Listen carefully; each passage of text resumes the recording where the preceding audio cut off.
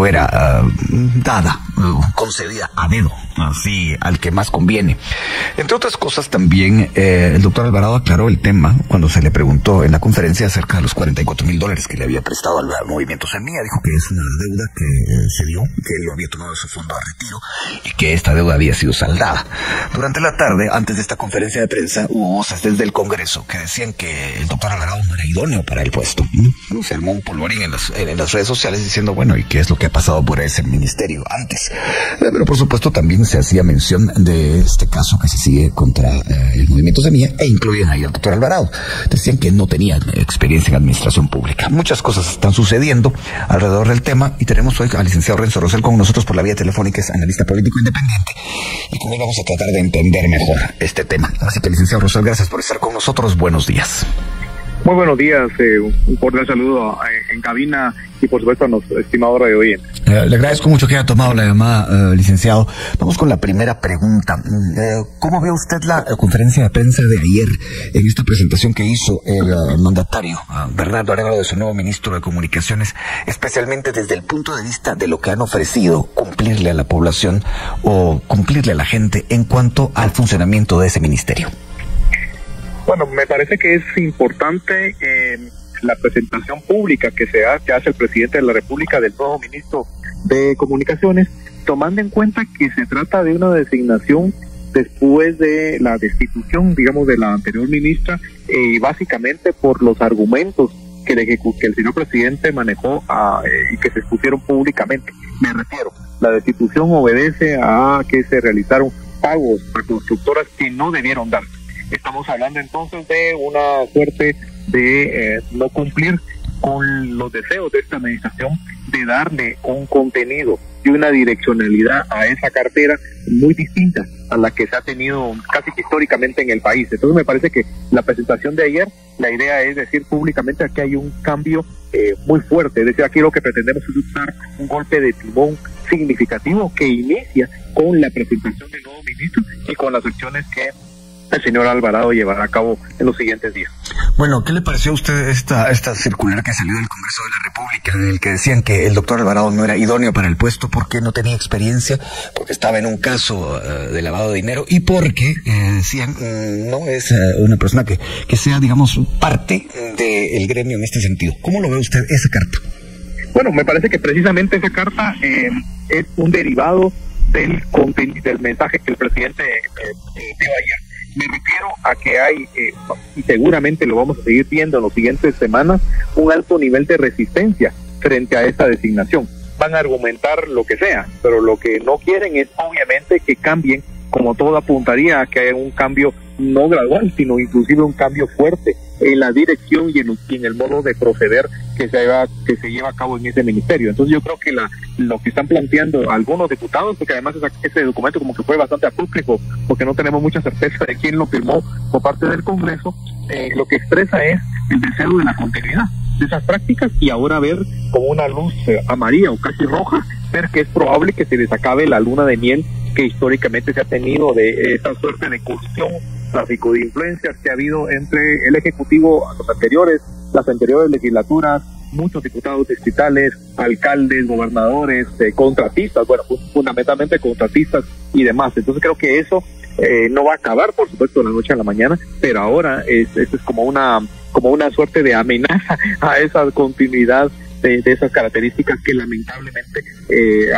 nos afectan muchísimo a los guatemaltecos y al erario público, porque muchas de las obras que supuestamente se han contratado no solamente no se han hecho, sino se han convertido en grandes escándalos de corrupción, por lo menos durante las últimas 2 décadas. Entre las críticas que se vertían ayer en contra del doctor Alvarado era que no tenía experiencia en el Estado. Sin embargo, es un experto en administración pública. ¿Cómo ve usted eso en cuanto a la argumentación, no solo de estos diputados, sino en general de la crítica que pueda surgir en cuanto a este nombramiento? ¿Cómo ve eso? Bueno, me parece que sigue habiendo una suerte de interés. Bueno, aparte de la agenda de intereses que ya la mencioné, también hay una suerte de tener metido en la cabeza un planteamiento que se tenía en los años 50 y 60. Por ejemplo, que estuviera al cargo de ese ministerio un ingeniero, y que fuera un ingeniero civil, por ejemplo, o en el caso del Ministerio de Educación, que fuera un maestro pedagogo o un médico en salud. Este tipo de planteamientos obviamente hoy por hoy ya no operan, Hoy lo que necesitamos es gente que tenga conocimiento de la administración pública, conocimiento del Estado, tenga un entendimiento de carácter más estratégico. Y me parece que el doctor Alvarado refleja precisamente eso en su formación. Y si bien es cierto que no entiendo que no ha pasado por la administración pública, sí ha estado a cargo de proyectos de la cooperación internacional que sí han tenido a su vez relación con la administración pública. Así que de manera indirecta creo que tiene eso. Pero en cualquier caso creo que es una persona, primero creo que es digno de resaltar, que tiene la confianza del presidente. Y eso es en cualquier gabinete de cualquier parte del mundo el requisito fundamental. Alguien que llegue con la confianza, que llegue con el respaldo presidencial, especialmente en esa cartera. Lo segundo, que tiene el conocimiento y la visión estratégica. Yo creo que lo que el nuevo ministro Alvarado expresó y en las últimas horas, lo que nos dice es que tiene una visión bastante más amplia y no solamente metidas que pensar que comunicación es igual a carreteras, digamos, sino comunicaciones es igual a toda una serie de que tiene que ver con las competencias de ese ministerio, que podemos entrar con más detalles en los siguientes minutos, pero me parece que la designación es importante, es positiva, y el presidente está manifestando con claridad querer dar un golpe fuerte. Habrá que ver si se logra conseguir por los altos niveles de resistencia, de oposición que tiene y que seguirá teniendo. Bueno, hablando de esos altos niveles de resistencia, esta carta que circuló de manera casi apócrifa, como usted lo describe, licenciado Rosal, ¿no es el presagio de tormentas para el nuevo ministro? Perdón, no escuché. Esta carta que usted escribía como apócrifa, ¿no le parece que es como el presagio de tormentas para el nuevo ministro, que tendrá que enfrentarse realmente con un sistema que ya está, según se puede deducir de lo que ha ocurrido, muy bien establecido dentro de ese ministerio? Se va a tener que enfrentar retos muy grandes, el ministro Alvarado. ¿Cómo lo ve usted? Totalmente. Es decir, ahorita el ministro Alvarado y quienes puedan acompañarlo, creo que se van a enfrentar con una suerte ellos van a ir contra la corriente. Es decir, hay una serie de mecanismos, tal como aquella serie que conocimos hace algunos años lo establecía.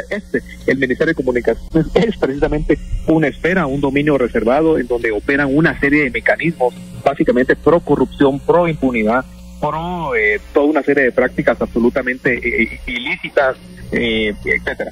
Yo creo que el ministro Alvarado, desde el primer momento que toma posición, se va a encontrar con eso. Es decir, van a haber cualquier cantidad de presiones de los contratistas. Hay contratistas de todos los tamaños y de todos los colores y sabores, tanto los que operan a nivel de obra pública nacional como los que operan a nivel de obra pública departamental y municipal, que se van a resentir, digamos, que se están resintiendo de esta designación.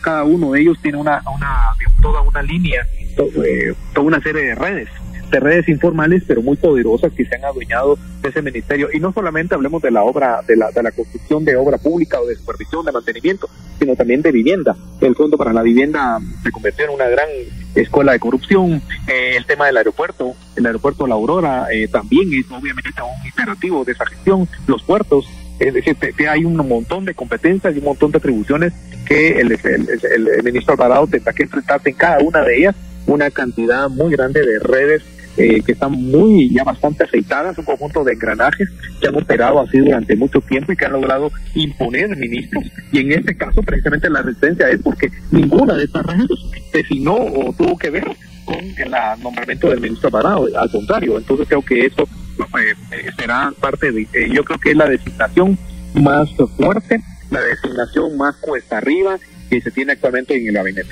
Para el presidente Arévalo es un gran reto este nombramiento desde la perspectiva de que es un hombre cercano a Semilla. ¿Esto cómo lo analiza usted en cuanto a que se la está jugando el presidente?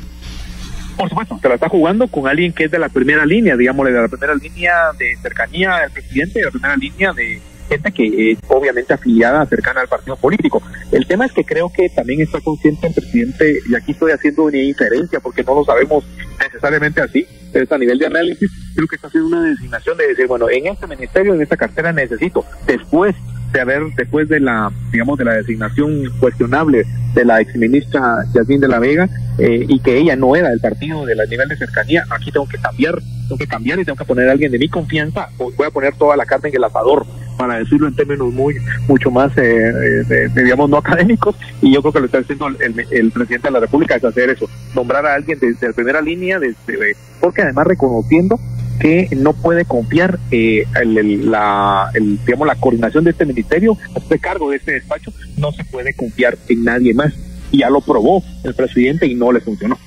Hablando de eso, hablando de la hoy exministra Yasmín de la Vega, ¿no le parece que el presidente debió dar más datos acerca de por qué fue que realmente la destituyó un viernes por la noche? Sí, me parece que sí. Digamos, nos tomó en buena medida un tanto no digo por sorpresa, pero sí, aunque sobre la exministra y sobre lo que estaba realizándose había de todos mensajes de un lado y del otro, yo creo que sí, se pudo haber expresado con mayor claridad este hecho, pero creo yo que también al mismo tiempo operó un asunto de temporalidades. Es decir, no se le podía dar de mucho tiempo, no se podía calentar mucho el agua, había que llevar a cabo un cambio fuerte antes de que esto comenzara a tener repercusiones aún más negativas.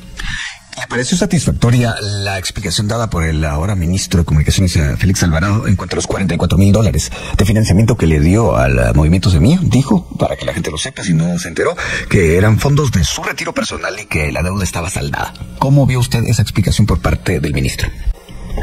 Bueno, me parece que es correcta, me parece que además es complementaria a lo que se había esgrimido desde que salió a luz este caso hace algunos meses atrás, creo que fue antes de la campaña, y yo creo que está claro, es decir, él es un militante, ha sido un militante del Partido Semilla, el producto de sus actividades profesionales que ha logrado tener este apoyo, digamos, estos recursos, y que por lo tanto decidió aportarlos al partido en calidad de préstamo. Eso me parece que es importante, y el hecho de que ahora se diga con claridad, pues ya el préstamo fue resuelto, así que yo no veo acá ninguna sospecha ni ninguna cuestión de carácter ilícito, menos aún que se le quiera señalar que esto es, como lo ha querido indicar, creo que el propio Ministerio Público, un caso de lavado de dinero. Eso ya es otra de las narrativas absolutamente falsas, y que creo que el ministro Alvarado seguirá teniendo esa estela un poquito sobre su cabeza durante algún tiempo, pero creo que lo que se expresó fue bastante claro.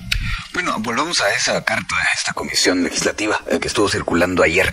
¿A usted le parece curioso el hecho de que esto suceda con el nombramiento de Félix Alvarado y no haya pasado en otros nombramientos, en gobiernos anteriores, en esa misma cartera? Totalmente. Es decir, el propio, cuando fue Alejandro Sinibaldi fue ministro, nunca se le dijo nada al respecto, y él ni siquiera es egresado de ninguna universidad, de ningún cargo público, de ninguna carrera, digamos, universitaria. Otros lo han sido, pero no necesariamente. La pregunta es entonces, los diputados, ¿cuál es el argumento de los diputados? Aquí no solamente se trata de decir, no nos parece que sea, digamos, meritorio su currículum, sino hay que decirlo por qué. Y esos por qué es donde evidentemente no se tienen argumentos, y por lo tanto el tema central no viene de lo de la foto, no es de la foto, no viene de nuestro gremio, no viene de nuestras redes de colusión, y por lo tanto tenemos que decir, pues tenemos que manifestar públicamente algo, aunque no se dice en esencia que el tema central es que él no proviene de ese conjunto de redes de engranajes que señalamos anteriormente. Y bien, hasta acá el video de hoy. Recuerden que ustedes tienen la última opinión que pueden dejar acá abajo en la cajita de comentarios. Dicho esto, nos vemos hasta el siguiente video. Adiós.